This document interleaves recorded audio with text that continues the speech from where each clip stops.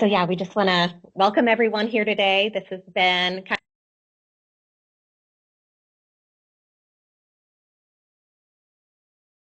of an overview of what we're working on the last few years and maybe some things to think about as we go forward with making changes to the program. I'll kind of let anyone open it up if anyone wants to say any opening words, but if not, I'll I'll take it away. Great.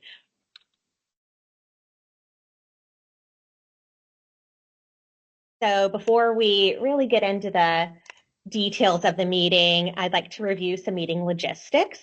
If you have issues connecting to the meeting, please email our program email shown on the screen, and we'll work with you to resolve the issue.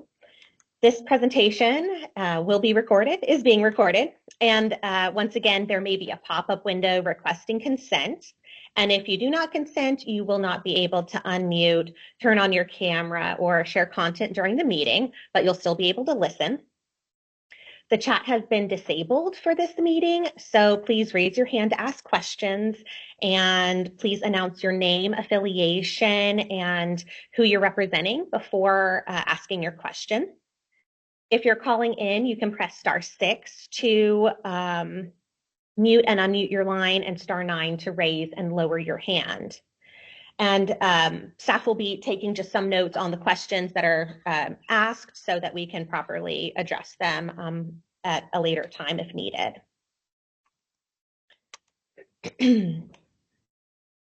So today's agenda will begin with an explanation of our meeting purpose, an overview of the Delta Mercury Control Program that's currently in place, and an overview of the modifications proposed in the Delta Mercury Control Program Phase 1 review of the Sacramento-San Joaquin Delta Estuary Total Maximum Daily Load for Methyl Mercury Staff Report for Scientific Peer Review that we will refer to as the Staff Report for Scientific Peer Review.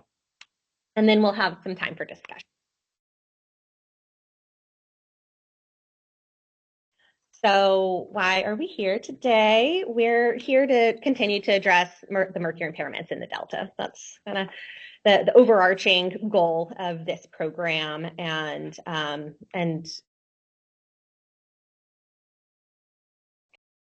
Delta Mercury Control Program, or DMCP, includes the Delta Methylmercury Total Maximum Daily Load, or TMDL, which was adopted as a phased TMDL because additional data and scientific studies were needed to better characterize in-delta methylmercury sources and to explore the extent to which methylmercury production could be mitigated.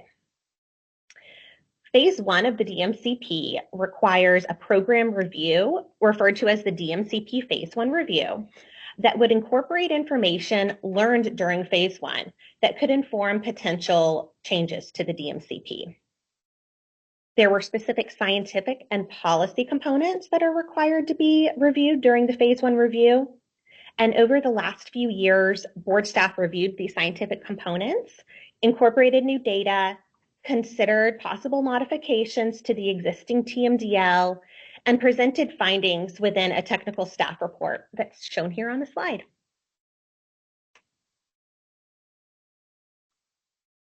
So to reiterate, we've begun the Phase 1 review by reviewing and refining the technical aspects of the existing program as required by our basin plan.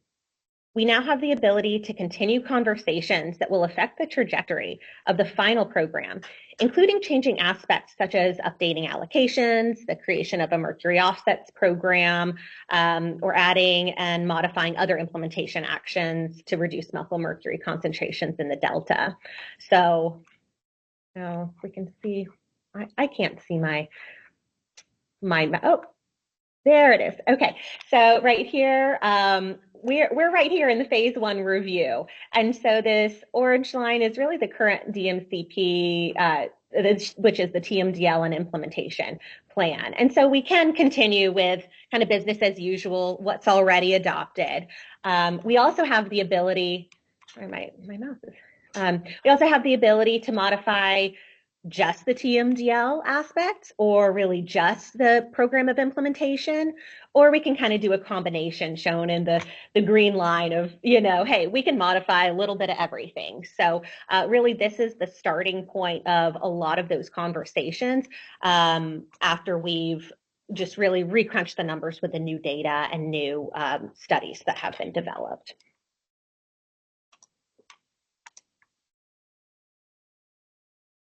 And so this slide presents our project steps from our recent accomplishment of submitting to the staff report to scientific peer review through at least the regional board of doc. So as I previously stated, the staff report for scientific peer review is currently undergoing external scientific peer review. And while we're awaiting completion of scientific peer review, we'll continue to develop additional sections of the staff report, such as implementation, CEQA analysis, and other policy considerations. And once we receive that report back from the scientific peer reviewers, we will consider and incorporate those changes. And that will also be the time where we'll hold more public meetings to inform the program modification options. So more meetings to be had about this. And so after those meetings and scientific peer review, we'll update our regional board on the proposed modifications, excuse me, and then conduct a formal public review where the public may comment formally on the rulemaking package. And then after comments are considered, a public meeting will be held and the board will consider adoption of the proposed package.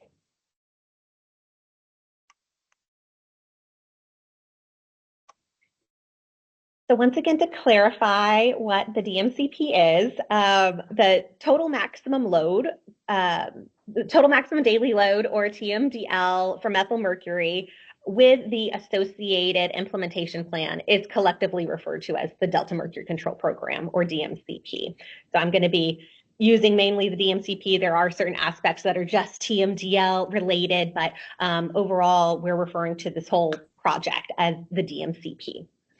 And that was developed to protect humans eating 1 meal per week or 32 grams per day of trophic levels 3 and 4 Delta fish, plus some non-Delta fish, and to also protect piscivorous wildlife. The Central Valley Water Board understood the need for additional methylmercury control and characterization studies. So the Delta Mercury Control Program is implemented through a phased adaptive management approach. And to give a general timeline of the progress of the initial DMCP, in April of 2010, the Central Valley Water Board adopted the Delta Mercury Control Program as an amendment to the Water Quality Control Plan for the Sacramento and San Joaquin River basins. In October of 2011, the US EPA approved the TMDL, making the Delta Mercury Control Program effective, and that's when phase 1 of the program began. Phase 2 began in October of 2022, where load and waste load allocations became effective with a compliance date of 2030. And implementing mercury monitoring programs and minimization programs became required. So because the phase 1 review is still in progress, phase 1 and phase 2 were happening at the same time, and I'll explain more about the phases in future slides. Taking input. Take questions? Are we taking questions? Or? If you're going to put this forward to the public, I would put a third bullet in there, all the work that happened under phase 1, all the control studies, the independent peer review. Yeah. Yeah. So yeah, I'm going to get more. It's coming. So yes, definitely wanting to acknowledge all the work that is done. So specifically in phase 1 of the Delta Mercury Control Program, control studies and pilot projects were conducted to research methylmercury source control methods and to research the feasibility of dischargers attaining the load and waste load allocation. And phase 1 also included provisions for pollution minimization programs, controlling sediment-bound mercury, and for reducing total mercury loading to the San Francisco Bay. It also included language for the consideration of future upstream programs to control mercury and within those major tributaries, the potential development of a mercury offsets program and a mercury exposure reduction program for human consumption. And I'll go into that a little more during this slide.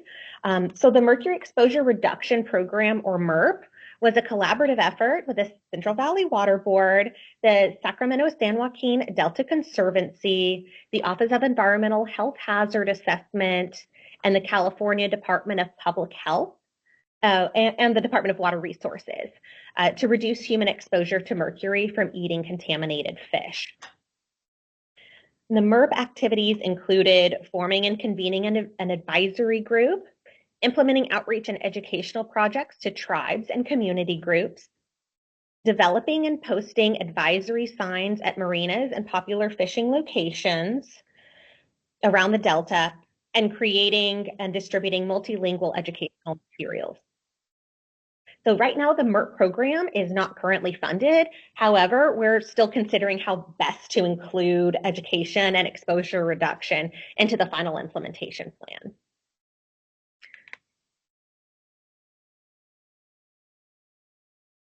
So as I mentioned previously, the DMCP Basin Plan Amendment requires board staff to review and consider the modifications of certain aspects of the TMDL.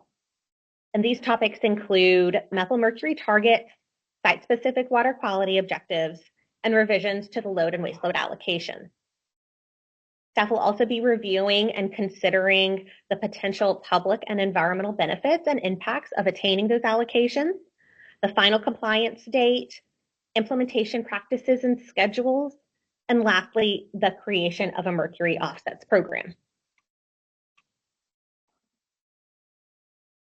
As the Basin Plan Amendment states, Phase 2 of the program begins either after the review of Phase 1 or on October 20th, 2022, whichever occurs first. So once again, right now, the Phase 1 review is ongoing and Phase 2 is in effect. But during Phase 2, dischargers are required to implement methylmercury control programs to meet allocations, continue inorganic mercury reduction programs, and conduct compliance monitoring. The Central Valley Water Board issued letters to named dischargers to pause certain monitoring and compliance requirements since the Phase 1 review is not currently complete and may be modified during the review. So for now, the DMCP, Phase 2 is set to end in 2030 unless the Central Valley Water Board modifies the implementation schedule and final compliance date for those load and waste load allocations to be met.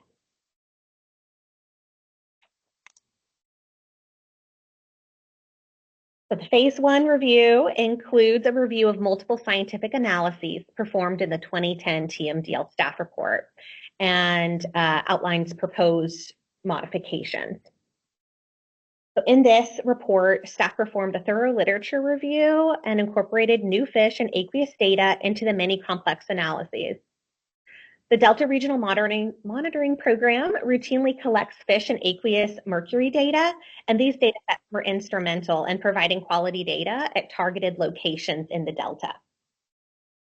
Staff also reviewed control and characterization studies for both point and non-point sources to identify controllable methylmercury factors and incorporated those data from those studies as well. So over the next few slides, I'll provide a high-level overview of proposed changes to the TMDL aspects shown here on this slide. And I'd also like to reiterate that the current report is a staff review of the program and contains recommendations for potential modifications, but it doesn't consider all the alternatives, especially the policy alternatives. So we'll start with the geographic scope of the Delta Mercury Control Program.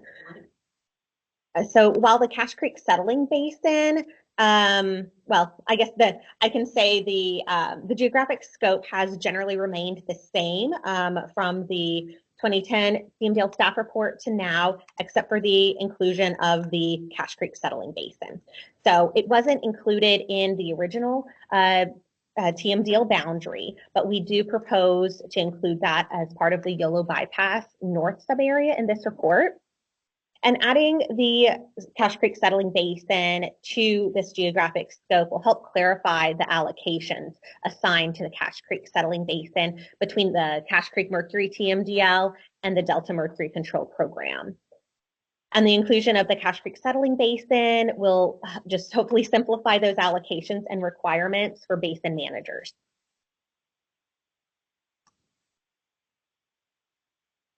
Now we'll cover targets and water quality objectives. Because methylmercury in fish tissue is the greatest threat to human and wildlife health, methylmercury concentrations in fish tissue was selected as the numeric target for the TMDL. The numeric targets were developed to protect humans and wildlife based on fish consumption rates using a method approved by the US EPA and Delta-specific information.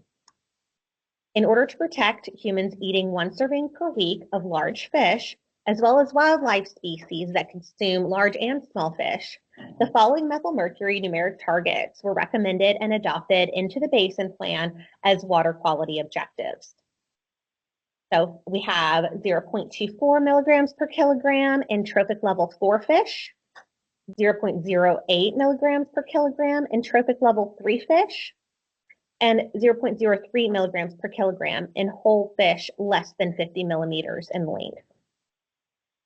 And during the review, we reconsidered the data and methods that were used to develop these targets, which were adopted as water quality objectives, and no changes to these values are proposed in the review. So the water quality objectives will remain the same. Moving on to the linkage analysis. So this figure compares the 2010 TMDL staff report linkage analysis, as seen on the gray symbols and line, with the DMCP review proposed linkage analysis seen on the color symbols and black line. Consistent with, yeah, let me see if I can, okay. So this line is the gray line. This is the 2010 staff report linkage analysis, and these gray symbols are the sub areas. And this black line here is sorry, my mouse is popping. This black line is the review regression, and these colored symbols are the sub areas. So you can compare, 2010 for the central delta here, the 2010 TMDL averages here versus the averages here for the review. That okay. So my mouse back.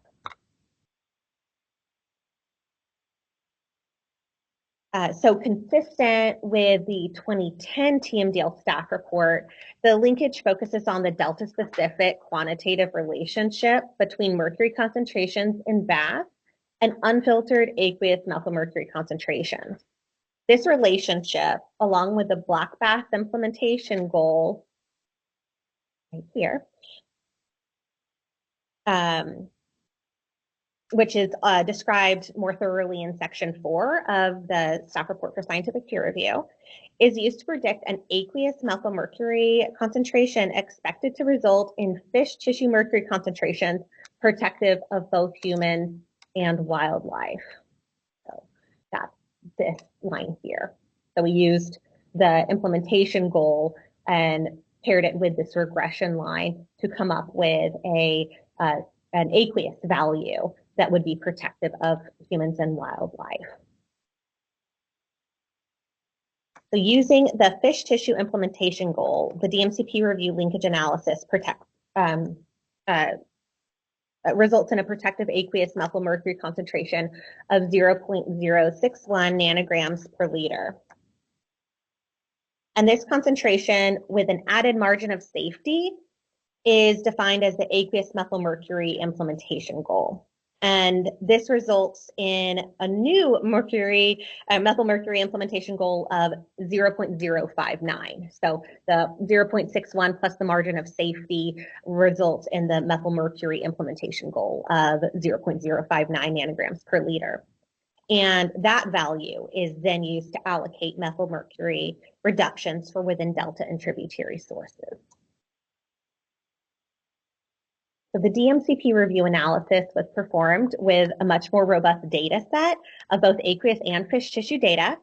But surprisingly, the fish and aqueous implementation goals are relatively similar. And this model also shows that much work still remains to ensure protection of humans and wildlife within all Delta subareas. So really what this is saying is kind of in this area, in this box right here, this is where we want all the subareas to be. This would be the, protective area, but we still have a lot of work to do, and changes to make in our waterways to get these concentrations at least closer to being in this box.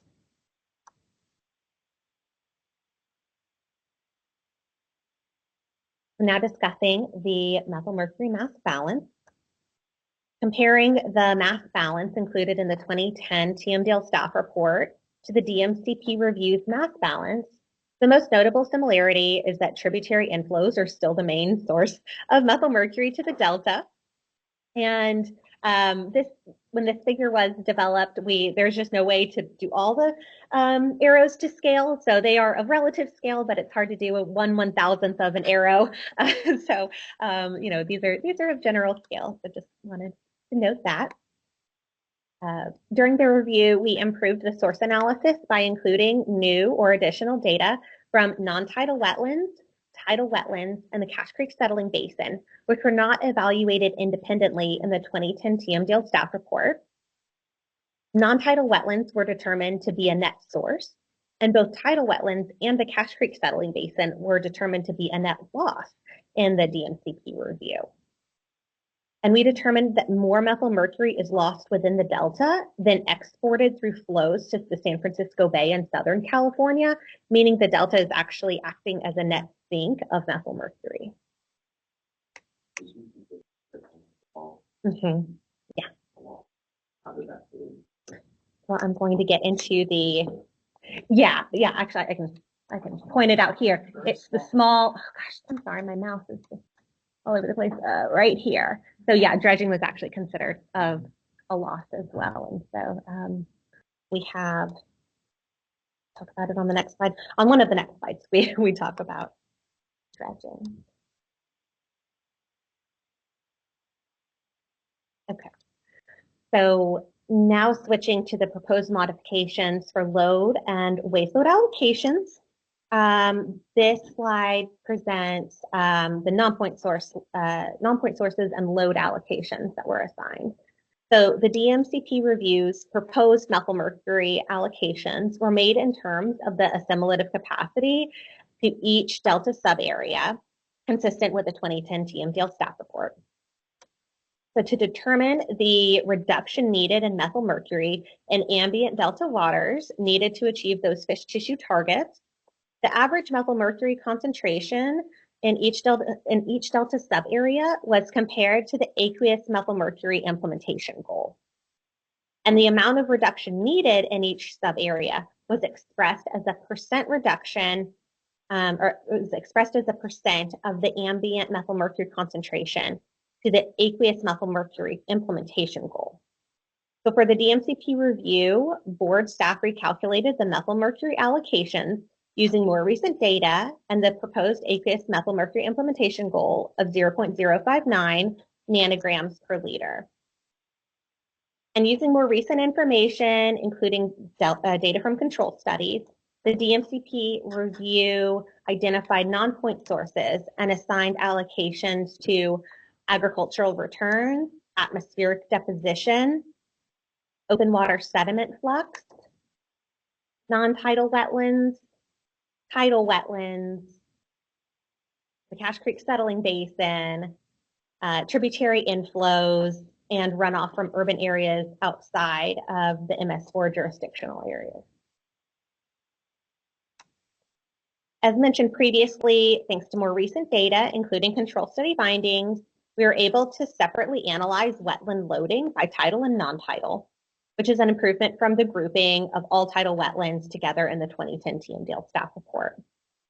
And the only new non-point source identified in the DMCP review is the Cache Creek Settling Basin.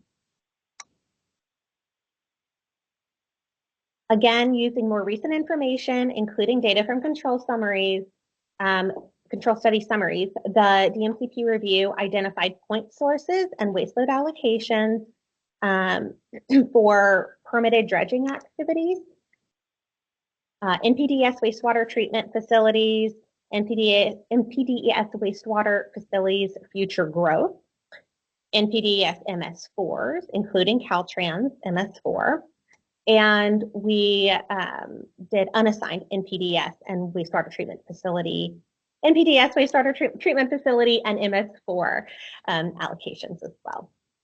So the addition of dredging is the only new proposed point source in this report. And we improved the unassigned NPDES allocation by including MS4s, which were not provided an unassigned allocation in the 2010 TMDL staff report.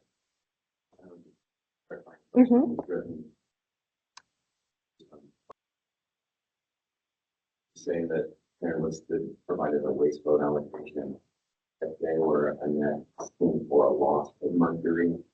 It's kind of business as usual. Yeah, they don't have to have a reduction. Does that provide the opportunity for that to be used for the offset program? We do. Stop it and just dredging and have waste load allocation from water. There potential to marry the two together in some format. Potential, yes, but we don't really have that offset program, developed at all. So, that would really need to be like in these future conversations of hey, like we would like some sort of credit and what that credit would look like. So, yeah, definitely like keep that on the list of things to talk about. And yeah, we're open to lots of ideas. So thank you.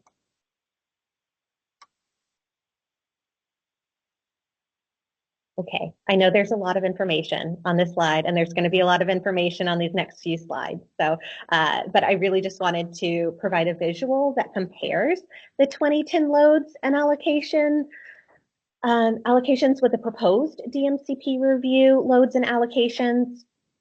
And one of the main differences between the two sets of data that are showed on the slide is the methods to which they're calculated. The DMCP review used medians instead of arithmetic means to calculate the loads. And based on that, so that could be one of the reasons for a difference in the two values. It could also be new data. And hey, you know what, there's been some improvements and, there's been some reductions, or hey, we actually kind of went the other way for certain facilities too. So so I wanted to explain that. And yeah, so some facilities resulted in higher loads and respective allocations, while others' loads and respective allocations were reduced. So for example, I just chose the one, the furthest to the right, because that's closest to the legend. And the legend, these colors are an ADA compliant scheme. And so it's actually, for me, it's hard to match them up. So hopefully I can have this up for enough time for everyone to kind of match things up. But just using West Sacramento MS4 as an example, the median load and associated waste load allocation in the DMCP review, which is shown as the red dot and the lightest blue dot, are lower than the 2010 TMDL load and waste load allocation shown in the darkest blue and kind of medium blue dot. So this is for the MS4 waste load allocation proposed. And this shows the wastewater treatment facility waste load allocations. But because there are a few facilities that have pretty large discharges, in this next slide, we removed those facilities to show more scale and more detail. So once again, this is the same facilities, but zoomed in a little bit more to show that variability. And once again, just going to the most right facility on the plot with the city of Woodland, the median load and associated waste load allocation in the DMCP review. I know. There it is. So once again, in the red and lightest blue is lower than the 2010 TMDL average load and waste load allocation, shown in this dark blue and medium.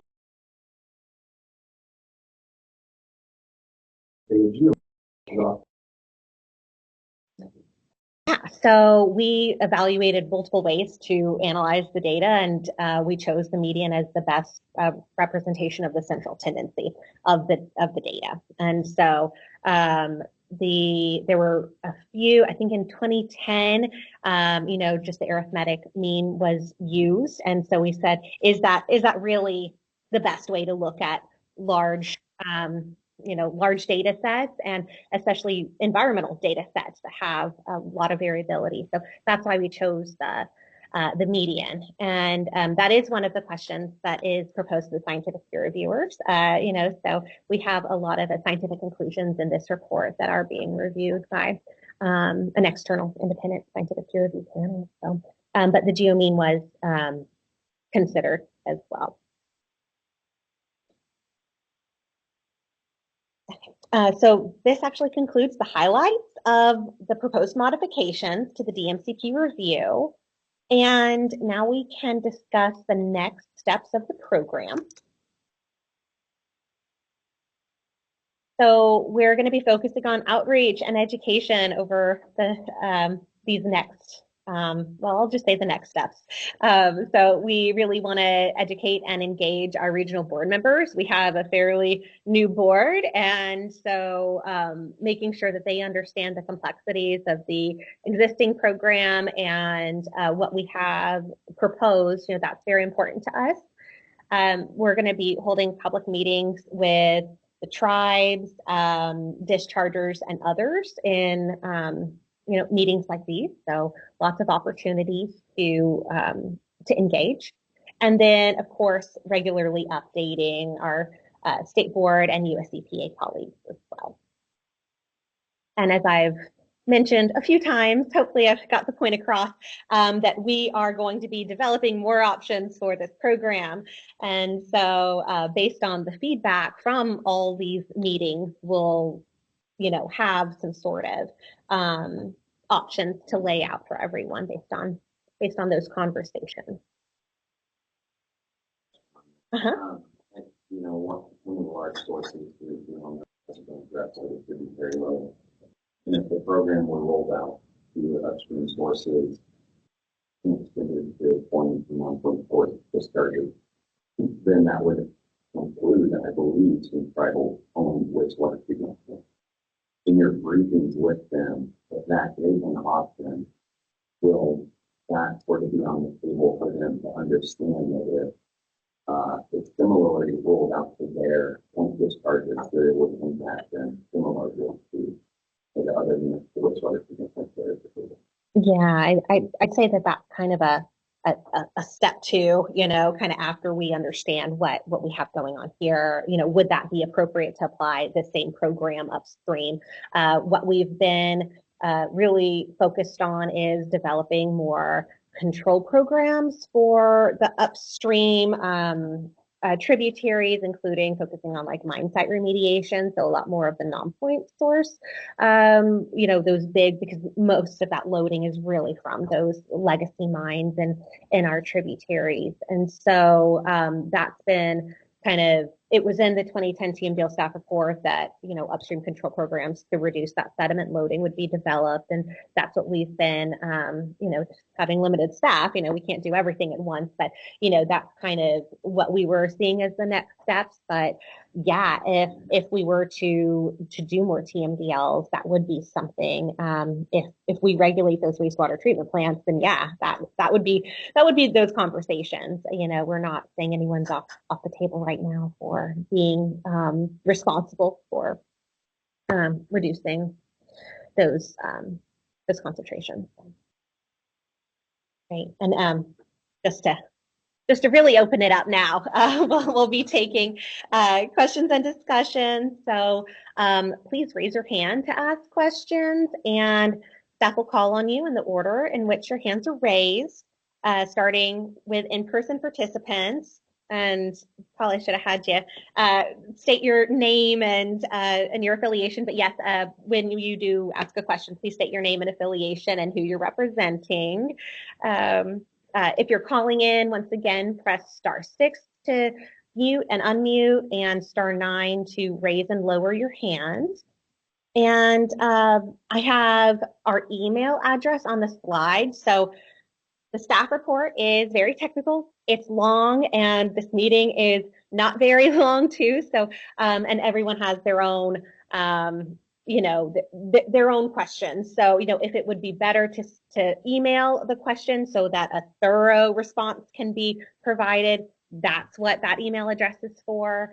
And also on our website, there's the ability to sign up for in our email list. So if you're not already on the email list, please sign up for it, because any future meetings and things posted to our website, reports and all the latest data or the latest information that's on there. So with that, I'll open it up to